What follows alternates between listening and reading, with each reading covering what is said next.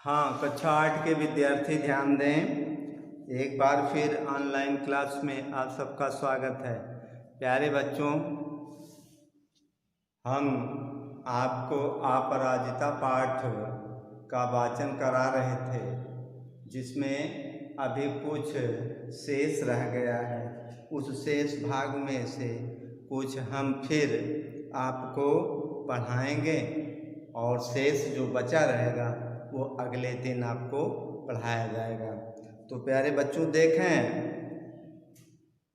आपका ये paragraph 28 page से लेकर के 29 पेज तक कुछ लिया गया है, जिसके लिए हम आपको यहाँ संकेत कर दिए हैं कि मैडम आप लखनऊ जाते फिर वहीं ले गए। अब यह आप अपने कॉपी में देखेंगे कि फिर वहीं ले गई कहाँ तक है। फिर उसमें आने वाले कुछ कठिन शब्द हैं। इन कठिन शब्द का हमने माने लिख दिया, जैसे जिजीविका माने जीने की इच्छा, ड्रग रिसर्च इंस्टीट्यूट माने औषधि अनुसंधान संस्थान, माइक्रोबायोलॉजी यानी सूक्ष्म जीव विज्ञान, बायोडाटा माने जीवन विवरण और उपलब्धियों का लेखा जोखा, फेलोशिप शोध करने वाले छात्रों को मिलने वाली छात्रवृत्ति, और कंठगत माने गले में अटके हुए, पटता माने निपुणता, यातनाप्रद माने कष्ट देने वाला, पक्षाघात माने लकवा रोग, सर्वांग माने सभी अंग, अचल माने निष्क्रिय। तो प्यारे बच्चों, अब आप देखें किताब में, मैडम आप लखनऊ जाते ही मुझे ड्रग रिसर्च इंस्टीट्यूट से पूछकर यह बताएंगे क्या वहां आने पर मेरे विषय माइक्रोबायोलॉजी से संबंधित कुछ सामग्री मिल सकेगी। यानी वह देवांगना डॉक्टर चंद्रा लेखिका से प्रश्न करती है कि आप जब लखनऊ पहुंचेंगी तो क्या मेरे विषय में यह जान करके बताएंगी कि वहां पढ़ने के लिए मुझे कुछ पुस्तकें उपलब्ध हो जाएंगी। मैडम आप कह रही थी कि आपके दामाद हवाई के ईस्ट वेस्ट सेंटर में हैं, क्या आप उन्हें मेरा बायोडाटा भेजकर पूछ सकेंगे कि मुझे वहाँ की कोई फेलोशिप मिल सकती है, यानी कुछ मुझे शोध करने वाला जो छात्रवृत्ति होता है वह मुझे प्राप्त हो सकता है।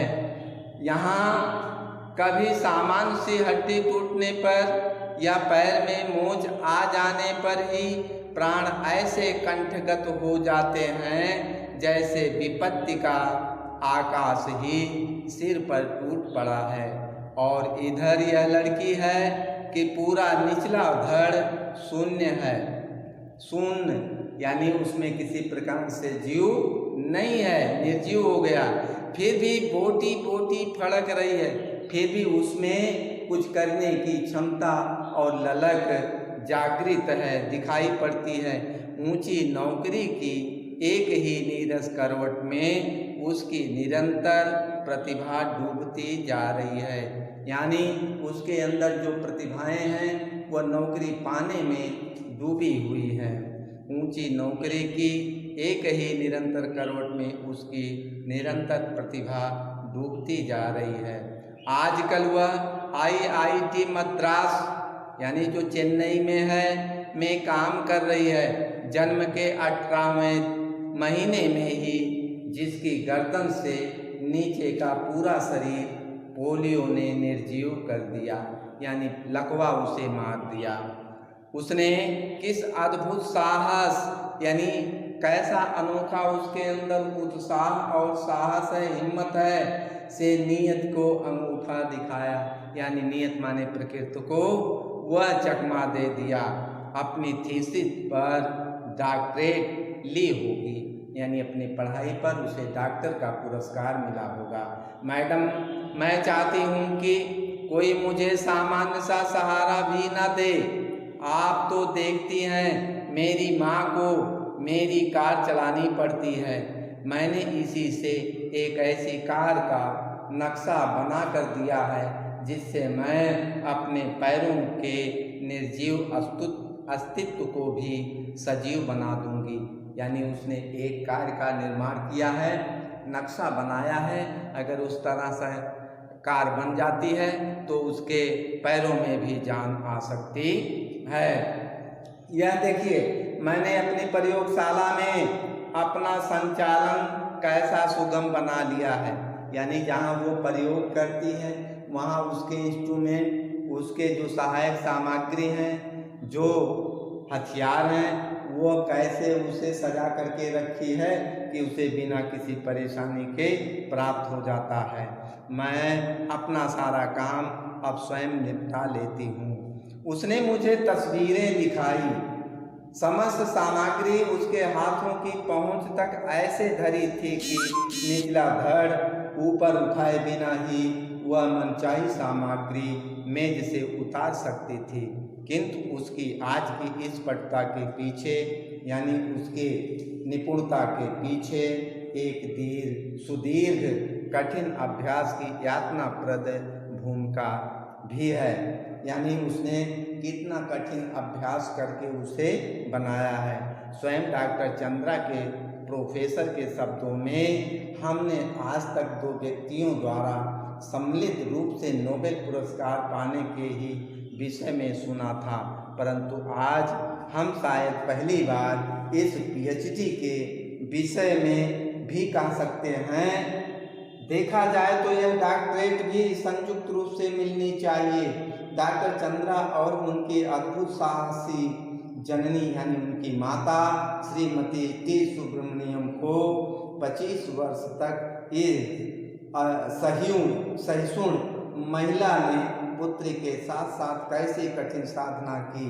यानी कि उसे विद्यालय ले जाना, कमरे में पहुंचाना और वहां से लाना, इस प्रकार से कठिन साधना की। और इस साधना का सुखद अंत हुआ 1976 में, जब चंद्रा को डॉक्टरेट मिली माइक्रोबायोलॉजी में। यानी जब सूक्ष्म जीव विज्ञान में उसे डॉक्टरेट की उपाधि, एमए की उपाधि प्राप्त हुई तो वह खुश हो गए। दिव्यांग स्त्री पुरुषों में इस विषय में डॉक्टरेट पाने वाली डॉक्टर चंद्रा प्रथम भारतीय हैं।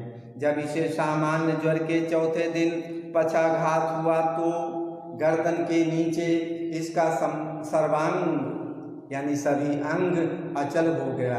भयभीत होकर हमने इसे बड़े से बड़े डॉक्टर को दिखाया। यानी उसे जब देखा कि रोग हो गया तो भयभीत हो गई, डर गई कि कहीं ये दुनिया से चली न जाए, इसलिए उन्होंने बड़े से बड़े डॉक्टर को दिखाया। सबने एक स्वर में कहा, आप व्यर्थ पैसा बर्बाद मत कीजिए। यानी इसके पीछे पैसा बिल्कुल व्यर्थ ना कीजिए, क्योंकि आपकी पुत्री जीवन भर केवल गर्दन ही हिला पाएगी, यानी यह विकलांग रहेगी।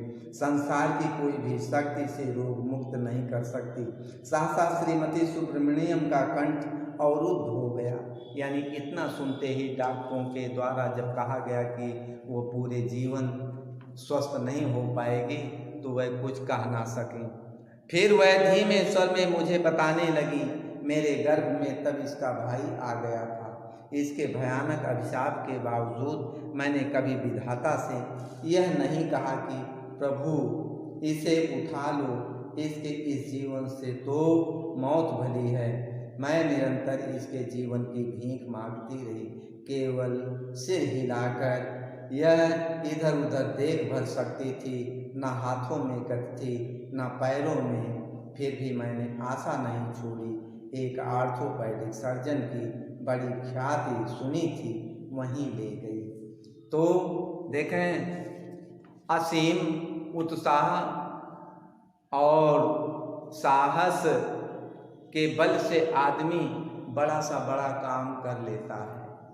अगर साहस नहीं है, आत्मबल नहीं है, विश्वास नहीं है, और लक्ष्य पर आपका दृष्टि नहीं है तो किसी भी प्रकार से किसी काम को हम पूरा नहीं कर सकते हैं। अगर आपका लक्ष्य निर्धारित है कि पढ़ना है और पास होना है तो विद्यालय चले ना चले, क्लास चले ना चले, फिर भी आप घर पर ही रह करके डॉक्टर चंद्रा की भांति पढ़ाई करके और अच्छे नंबर ला सकते हैं। तो प्यारे बच्चों, आप सभी मन चित लगा करके, एकाग्र हो करके, समय निकाल करके, खेलने का समय कम करके आप पढ़ने के लिए आज से ही बैठ जाएं और अपने पढ़ाई के लिए सारे विषय के लिए एक समय सारणी बना लीजिए, टाइम टेबल बना लीजिए और उसके अनुसार प्रत्येक विषय को आधे घंटे, 45 मिनट, 40 मिनट का समय दे करके प्रतिदिन पढ़ सकते हैं। अगर आपको किसी प्रकार की आपके विषय में समस्या आती है तो आप व्यक्तिगत रूप से विद्यालय में